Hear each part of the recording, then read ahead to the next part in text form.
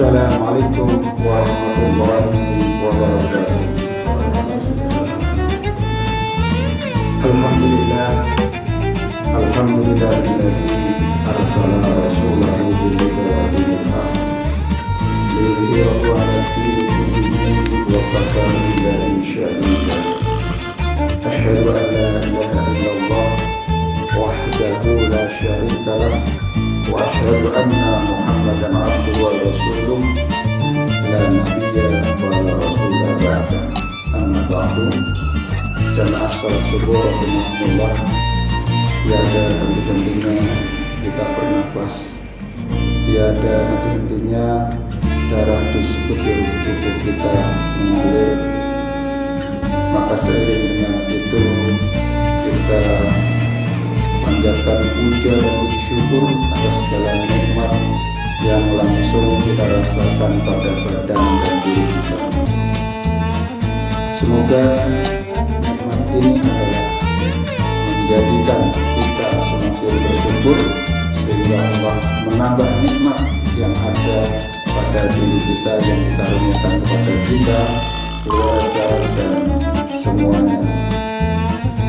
Salat serta salam kita aturkan kepada junjungan kita Rasulullah Muhammad SAW, karena ajarannya, teladannya kita harus itiba, harus mengikuti segala yang diteladankan, terutama yang terkait dengan ibadah, karena kita tidak bisa membuat rekayasa sendiri untuk persoalan ibadah. Kita tinggal mengikuti apa yang telah dicontohkan prakteknya oleh Kanjeng Nabi Muhammad SAW. Maka agar kita selamat untuk kehidupan dunia dan akhirat adalah ittiba kepada apa yang diteladankan Rasulullah SAW.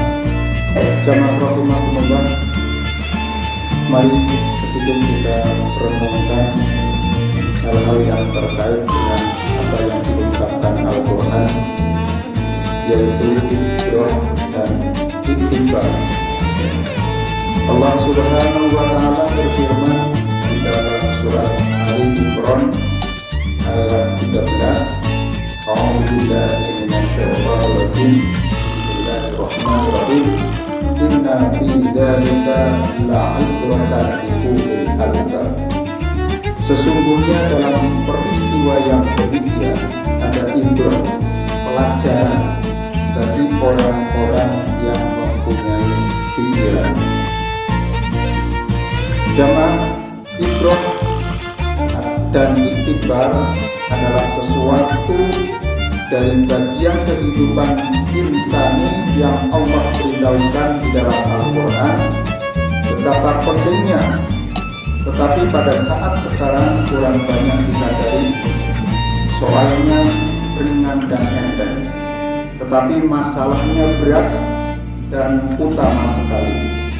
Sampai berulang kali Allah menyebutnya dalam Al-Quran, terutama untuk menjadi pegangan kaum muslimin dari zaman ke zaman. Contohnya adalah ibrah dan iktibar berasal dari bahasa Al-Quran atau bahasa Arab, lalu sudah menjadi bahasa Indonesia yang ditulis dan disebutkan dengan ibrah dan iktibar. Walau kata ibrah tidak sepopuler kata iktibar, itulah dalam percakapan sehari-hari. Kedua kata itu berasal dari kata pokok, yaitu abar. Lalu lahirlah kata pecahannya seperti ibrah, iktibar, ibarat, takbir, yang semua itu sudah menjadi bahasa Indonesia, walau dalam kamus Indonesia tidak diuraikan dengan luas hakikat perkataan itu. Makna ibrah itu memperhatikan sesuatu dengan teliti untuk mendapatkan sesuatu pegangan. Artinya diperhatikan atau ditelaah sesuatu dengan sepenuh daya kemampuan, apakah benda atau peristiwa lalu dapat diambil faedah daripadanya. Demikian hakikat kata ibrah dan iktibar pada mulanya, dan ini yang berulang kali disebut dalam Al-Quran. Menjadikan sesuatu yang terjadi pada diri sendiri. Jadi kita bisa mengambil ibrah, peristiwa di dalam diri kita sendiri. Mungkin kalau orang Jawa menyebutnya kesandung, kepleset. Apa yang terjadi? Apa yang terjadi? Mengapa terjadi itu? Maka kita bisa mengambil apa yang terjadi pada diri sendiri, masyarakat, negara, dan dunia. Kalau sekarang ya lagi rame di dunia maya ataupun di media sosial tentang tata tertib di negara kita. Mungkin panjenengan ya angel-angel piye, tidak bisa bergerak, tidak bisa mengkritik. Maka sekarang ini sedang bergerak masyarakat dalam telaah yang dalam dan seksama. Jadi kita bisa merenungkan, mencari ibrah secara mendalam, secara pikiran. Lalu padanya itu diambil satu saripatinya untuk mendapat pegangan hati dan pikiran. Maka itulah yang dimaksud dengan ibrah dan iktibar. Secara ringkas dapat dikatakan bahwa ibrah dan iktibar adalah pelajaran yang dapat atau yang didapat dalam sesuatu yang disebut juga izah. Dalam Al-Quran banyak sekali Allah menyebutkan kehidupan umat zaman dahulu, sejak dari Nabi Adam alaihissalam, baik mereka yang taat kepada Allah maupun yang membangkang, lalu pada akhirnya itu digugah hati. Dan laqad kana fi qasasihim ibratun li ulil albab. Jadi sebenarnya sejarah itu adalah referendus history. Jadi sejarah itu akan terulang. Peristiwa-peristiwa yang terjadi di dalam Al-Quran, apabila umat Islam itu tidak memperhatikannya atau menyimpang, ya sudah ada contohnya. Yang taat sekali sama yang kafir murtad ya. Levelnya itu ya sudah betul-betul kafir. Yang tengah-tengah juga semuanya ada ibrahnya, ada contohnya, ada modelnya. Maka kita sebagai pelanjut sejarah yang saat ini dan akan datang, kita sekarang adalah sebagai pencipta sejarah. Kita akan menciptakan sejarahnya kita di masa datang. Apakah kita nanti masuk golongan seperti yang sering dibaca oleh Ustadz Purwanto, Ashabul Yamin atau Ashabus Shimal, golongan kanan atau yang golongan kiri? Itu free, kita itu bisa memilih. Tapi dengan kemampuan akal pikiran kita dan hati nurani inilah yang tidak bisa diingkari. Kerenteking hati menikah adalah satu panggilan di mana itu adalah suara Tuhan. Maka biasanya aku kok orang seret, orang nyaman antara perbuatan ini perbuatan itu. Nah disitulah sebenarnya.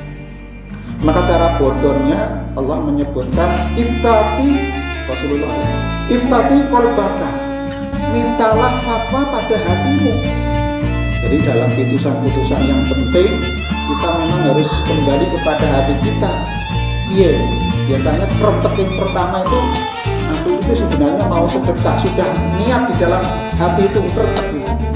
Tapi di dalam kondisi sosial berikutnya, wah ada yang mempengaruhi atau ada yang biasa mungkin ada problem-problem yang kita hadapi, akhirnya antara pikiran nafsu itu berkolaborasi. Usah sudah ada yang bersedekah, kita masih butuh banyak, keluarga kita pun juga masih punya hutang. Nah inilah, kalau kita hati kita sudah berkata, sudah memberikan instruksi, taati. Maka sebenarnya persoalan-persoalan yang ada di dalam hati kita ini sangat berpengaruh kepada bagaimana hasil akhirnya. Nah, sesungguhnya dalam kisah-kisah kehidupan mereka ada pelajaran buat yang memiliki pikiran. Di dalam surat Yusuf ayat 111.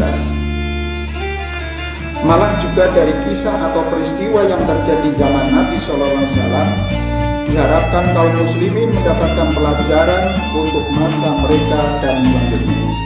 Seperti peristiwa Perang Badar yang disebut oleh ahli sejarah sebagai Ummul Abtal, ibu para pahlawan. Kenapa sih? Ya, karena banyak tokoh-tokoh besar lahir berikutnya. Dalam perang itu umat Islam maju dengan jumlah yang sedikit tetapi membawa iman, sedang musuh mereka kafir Quraisy datang dengan jumlah yang besar dan dengan keangkuhannya, kesombongannya. Namun akhirnya kaum muslimin mendapat kemenangan karena mereka berjuang pada jalan Allah. Jihad fi sabilillah, lalu ia menurunkan bantuannya. Setelah menceritakan peristiwa itu, maka Allah tutup ayat kemenangan ini dengan inna fi dzalika la'ibratan liulil absar. Ali Imran 100 ayat 13. Sesungguhnya dalam peristiwa itu merupakan pelajaran bagi mereka yang mempunyai pikiran. Demikian juga jamaah yang berbahagia, dalam pergantian malam dan siang, maju mundur satu bangsa pun Allah harapkan agar manusia menelaahnya dengan seksama karena ada pelajaran yang terkandung di dalamnya. Ya, kita bisa belajar pada umat-umat terdahulu, bangsa-bangsa terdahulu. Ada yang digulung oleh peristiwa-peristiwa besar, bencana-bencana besar. Mohon maaf, berdasarkan perakiraan ataupun analisis dari BMKG, ke depan ada peristiwa besar yang akan terjadi, wallahu a'lam. Kita tidak mendahului takdir, tetapi saintifik sudah memprediksi bahwa ada peristiwa yang terkait dengan bencana alam, di mana dalam sistem kehidupan ini sudah bisa ditangkap dan diberikan tanda-tandanya oleh Badan Meteorologi Indonesia, sehingga kita waspada. Memang kita tidak bisa istilahnya mencegah bencana dengan kekuatan akal pikiran, tapi bisa itu dicegah dengan cara keimanan dan ketakwaan kita kepada Allah. Peristiwa-peristiwa yang terjadi sering karena di situ ada tingkat kemaksiatan yang sudah ditolerir. Artinya manusia menantang Tuhannya, bahkan dia sudah dengan kekuatan materi dan kekuasaannya seakan-akan dia adalah kuasa sendiri. Ya, contohnya adalah Fir'aun. Kurang apa? Tapi kita punya contoh yang lain yang sebaliknya, seperti Raja Sulaiman, Nabi Sulaiman, mempunyai kekuasaan tetapi kekuasaannya adalah untuk amal soleh. Maka ibrah ini bisa ambil pelajaran bagi kita untuk bisa mengambil yang terbaik untuk persiapan kita. Maka Allah berfirman, yuqallibullahu al-laila wan-nahara inna fi dzalika la'ibratan liulil absar. Allah mempergantikan malam dan siang. Sesungguhnya dalam peristiwa itu ada pelajaran utama bagi mereka yang mempunyai pemandangan. Jamaah rahimahumullah, dalam surat Nazi'at Allah menceritakan bagaimana perjuangan hebat Nabi Musa alaihissalam menghadapi kekuasaan Fir'aun yang zalim dan kesudahan nasib Fir'aun dalam kezalimannya itu. Lalu Allah menghimbau hati kaum muslimin dengan firman-Nya, Inna fi dzalika la'ibratan liman yakhsha. Sesungguhnya pada peristiwa yang demikian itu ada pelajaran bagi orang yang takut. Jadi kita itu takut bukan takut pada kekuasaan, takut pada kejahatan, tetapi kita takut terhadap azab Allah apabila kita tidak berprestasi. Prestasi amal kita adalah prestasi kemaksiatan. Kita bangga bermaksiat, kita bangga menghambur-hamburkan harta kita bangga dengan menyenangkan hati, tetapi tidak ada yang bisa menguntungkan untuk kehidupan akhirat. Syukur kita menyenangkan hati itu dua-duanya teraih. Kehidupan dunia yang dapat, kehidupan akhirat yang juga dapat. Maka sekarang dikembangkan wisata-wisata spiritual, supaya hati kita itu berwisata, supaya pikiran kita itu menjadi clean, menjadi benar, menjadi bersih. Hati kita senantiasa mengharap kepada ridho Allah Subhanahu wa Ta'ala. Saya kira kalau dilanjutkan bisa sampai fajar. Cukup saja, nanti kapan-kapan dilanjut. Kurang lebihnya mohon maaf atas segala kekurangannya.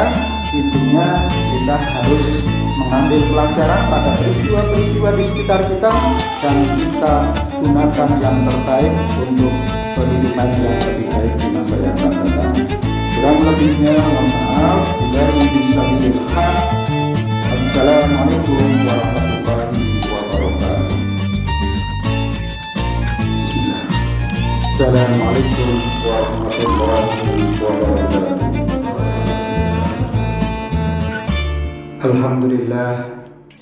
Alhamdulillahilladzi arsala rasulahu bil huda wa dinil haq